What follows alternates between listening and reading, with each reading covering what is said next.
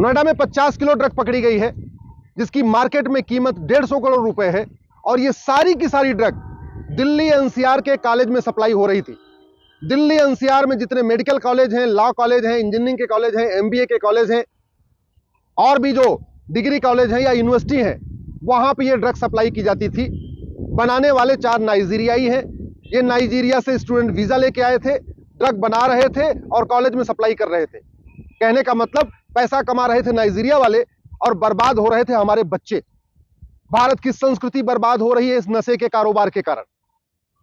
और ये नशे का कारोबार केवल दिल्ली में नहीं चल रहा है, ये उत्तर प्रदेश के लखनऊ में भी चल रहा है, महाराष्ट्र के मुंबई में भी चल रहा है, पंजाब के चंडीगढ़ में भी चल रहा है। और केवल राज्यों की राजधानियों में नशे का कारोबार नहीं चल रहा है, बल्कि हर जिले में चल रहा है। भारत का ऐसा कोई यूनिवर्सिटी नहीं है जहां ड्रग सप्लाई शुरू नहीं हो चुकी है। ऐसा कोई इंजीनियरिंग कॉलेज नहीं है, ऐसा कोई मेडिकल कॉलेज नहीं है, ऐसा कोई लॉ कॉलेज नहीं है जहां पे ड्रग स्मगलर ने अपना नेटवर्क नहीं फैला दिया है। और इसका मूल कारण है घटिया कानून। ड्रग बनती रहती है, छापा मारा जाता है, ड्रग पकड़ी जाती है, मुकदमा चलता रहता है, लेकिन आज तक किसी ड्रग स्मगलर की 100% प्रॉपर्टी जब्त नहीं हुई। आज तक किसी ड्रग स्मगलर को आजीवन कारावास, फांसी नहीं हुआ। आज तक किसी ड्रग स्मगलर की नागरिकता खत्म नहीं हुई। इसीलिए ड्रग स्मगलर पे कार्रवाई तो होती है, लेकिन ड्रग स्मगलिंग रुक नहीं रही है। सवाल यह है, ये सिंगापुर में ड्रग स्मगलिंग क्यों नहीं होती? ये जापान में ड्रग स्मगलिंग क्यों नहीं होती? आखिर क्या कारण है कि भारत, जहां भगवान राम पैदा हुए, भगवान कृष्ण पैदा हुए, भगवान महावीर पैदा हुए, भगवान बुद्ध का कर्म भूमि है ये, वहां पे ड्रग का इतना बड़ा कारोबार चल रहा है और जापान और सिंगापुर में तो ये नहीं चल रहा है। मैं बार बार कहता हूं, दवा बदलने से बीमारी ठीक नहीं होगी, कानून, डॉक्टर बदलने से बीमारी ठीक नहीं होगी, दवा बदलना पड़ेगा। शासक बदलने से नशा तस्करी नहीं रुकेगी, नियम कानून बदलना पड़ेगा। पंजाब में आम आदमी पार्टी की सरकार इस वादे के साथ आई थी कि हम ड्रग स्मगलिंग रोक देंगे। 2 साल बीत चुका है, मुख्यमंत्री वहां भगवंत मान को ढेले भर की ड्रग स्मगलिंग नहीं रुकी है। कोई एक भी जिला ऐसा है नहीं पंजाब में जहां ड्रग स्मगलिंग आज भी नहीं हो रही। इस ड्रग स्मगलिंग के कारण हमारी जनरेशन बर्बाद हो रही है, हमारी पूरा युवा पीढ़ी बर्बाद हो रही है। लाखों मां बाप नशेड़ी बच्चों से परेशान है, लाखों बहनें नशेड़ी पतियों से परेशान है, लाखों बच्चे नशेड़ी बाप से परेशान है। कितने घर तबाह हो चुके हैं, क्राइम बढ़ता जा रहा है। सबसे बड़ा यह कि भारत की संस्कृति बर्बाद हो रही है, धन भी बर्बाद हो रहा है, धन भी बर्बाद हो रहा है, स्वास्थ्य भी बर्बाद हो रहा है। इसके बावजूद कोई भी पॉलिटिकल पार्टी ड्रग स्मगलर को फांसी देने के लिए कानून बनाने की मांग नहीं कर रही। कोई भी सांसद और विधायक ड्रग स्मगलर की 100% प्रॉपर्टी जब्त करने, नागरिकता खत्म करने के लिए कानून बनाने की मांग नहीं कर रहा। सवाल यह है कि नाइजीरिया से वीजा मिला, वो नोएडा आए, ड्रग बना रहे, ये वीजा ऐसा कैसे हो गया कि वीजा दिया लेकिन कभी वेरीफाई नहीं किया कि स्टूडेंट वीजा मिला है, तो ये जो वीजा लेके आए ये पढ़ते भी है कि नहीं पढ़ते। दूसरा, वीजा के वायलेशन पे कठोर दंड का भय नहीं है। अमेरिका में अगर आप वीजा रूल को तोड़ेंगे तो आपको 20 साल सजा होगी। चीन में अगर आपने जो नियम है, वीजा नियम, उसको तोड़ा तो आपको 10 से 20 साल सजा होगी।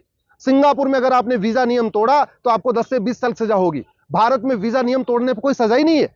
इसलिए लोग वीजा लेके आते, स्टूडेंट वीजा लेके आते, यहां ड्रग बनाते हैं और ड्रग सप्लाई करते हैं। स्टूडेंट वीजा लेके आते हैं, यहां धर्मांतरण के काम में लग जाते हैं। स्टूडेंट वीजा लेके आते हैं, यहां जगह जगह चंगाई सभा कर करके लोगों को कन्वर्ट करते हैं।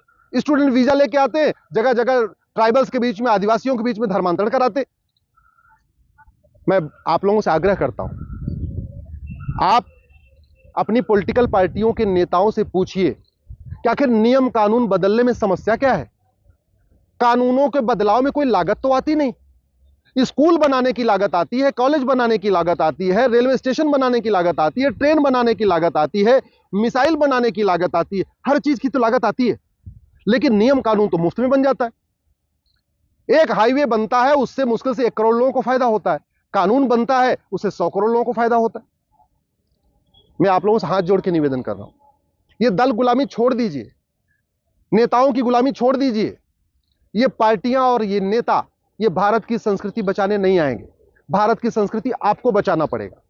आप इस बात को समझिए कि जो समस्या भारत में है, अगर वो चीन में नहीं है, इसका मतलब उनका कानून अच्छा है, हमारा कानून घटिया है। जो समस्या भारत में है वो सिंगापुर में नहीं है, इसका मतलब उनका कानून अच्छा है, हमारा कानून घटिया है।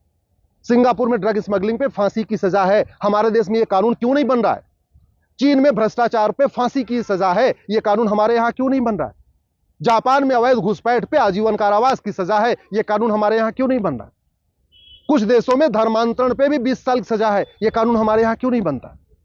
हमारे देश में अगर भ्रष्टाचार अपराध खत्म करना है, हमें one nation one penal code बनाना पड़ेगा। ये जो घूसखोरी, कमीशनखोरी, जमाखोरी, मिलावटखोरी, कालाबाजारी, नशा तस्करी, मानव तस्करी, सोना तस्करी, चंदन तस्करी, घुसपैठ, धर्मांतरण, जो दुनिया भर का घटिया कानूनों का मकड़जाल बना रखा है ना, इसको खत्म करना पड़ेगा। एक कानून बनाना पड़ेगा, one nation one penal code, और जितने अपराध है उसमें दंड हमें सबसे कठोर देना पड़ेगा। भगवान श्री राम ने बोला ना, भय बिन होय न प्रीत। हम अपने कानूनों को बाहर के कानूनों से कंपेयर करें और अपना कानून सर्वोत्तम कानून बनाएं। भारत में जुडिशियल चार्टर लागू करना पड़ेगा, जस्टिस विद इन ईयर लागू करना पड़ेगा। अब ये जो ड्रग स्मगलर पकड़े गए ना, 50 करोड़ ड्रग पकड़ी गई है, 150 करोड़ रुपए की ड्रग पकड़ी गई है, इतना तो पकड़ा गया। ये पता नहीं कितने साल से ये कारोबार कर रहे थे, कितने घर बर्बाद कर चुके हैं, कितने बच्चों को ड्रग एडिक्ट बना चुके हैं, कितने माता पिता का सपना तोड़ चुके हैं, ये भगवान जाने। लेकिन मैं आपको बता रहा हूं, वर्तमान कानून में ये जो 4 नाइजीरियाई पकड़े गए हैं ना इनको आजीवन कारावास फांसी होगा, न इनकी 100% प्रॉपर्टी जब्त तो होगी, और कठोर जब भय कानून नहीं होगा तो भय नहीं होगा। आखिर ये नाइजीरियाई भारत में आके ड्रग क्यों बना रहे हैं? चीन में जाके ड्रग क्यों नहीं बनाते? ये नाइजीरियाई भारत में आके ड्रग क्यों बना रहे हैं? सिंगापुर में क्यों नहीं जाके बनाते हैं? क्यों? क्योंकि सिंगापुर में पता है अगर ड्रग का कारोबार किया 6 महीने के अंदर फांसी हो जाएगी, और उनको भारत के कानून के बारे में पता है, यहां कर लो कोई दिक्कत नहीं है। उसके बाद डिस्ट्रिक्ट कोर्ट में 20-30 साल मुकदमा चलेगा, हाई कोर्ट में 20-30 साल मुकदमा चलेगा, सुप्रीम कोर्ट में मुकदमा चलता रहेगा, 50-60 साल मुकदमा चलेगा, और बाद में 10 साल सजा हो जाएगी। अभी हुआ है ना अलीगढ़ में, नकली शराब से 500 लोग बीमार हुए, कई लोगों की आंख खराब हो गई, कई लोगों का लीवर खराब हो गया, कई लोगों का किडनी खराब हो गया, 106 लोग मर गए। और जानते हैं सजा कितनी हुई? 106 लोगों के मरने पे 5 साल की। 500 लोग बीमार हुए, 106 लोग मर गए, जुर्माना 11,000। ऐसा घटिया कानून है यहां का।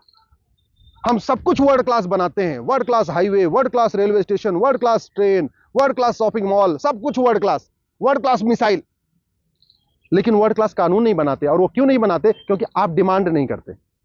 आप ज्यादातर लोग दल गुलाम हो चुके हैं, पार्टियों के गुलाम हो चुके हैं, अपना विवेक नहीं इस्तेमाल कर रहे हैं, अपना दिमाग नहीं लगा रहे, वो केवल नेताओं की चाकरी कर रहे हैं, पॉलिटिकल पार्टियों की चाकरी कर रहे हैं। ये समझ में नहीं आ रहा है सबको कि भैया जो समस्या है भारत में है, सिंगापुर में, जापान में नहीं है। तो इसका मतलब सीधी सी बात है, ना हमारी शिक्षा व्यवस्था ऐसी है, ना हमारी कानून व्यवस्था अच्छी है। शिक्षा ऐसी हो जो संस्कार भर दे, और कानून का इतना कठोर हो कि आदमी अपराध करने के पहले 100 बार सोचे। तो शिक्षा भी अच्छी नहीं है, इसलिए घूसखोरी, कमीशनखोरी, जमाखोरी, मिलावटखोरी, कालाबाजारी, नशा तस्करी, मानव तस्करी, सोना तस्करी चल रही है। और कानून का भय नहीं है, इसलिए भी अपराध बढ़ता जा रहा है।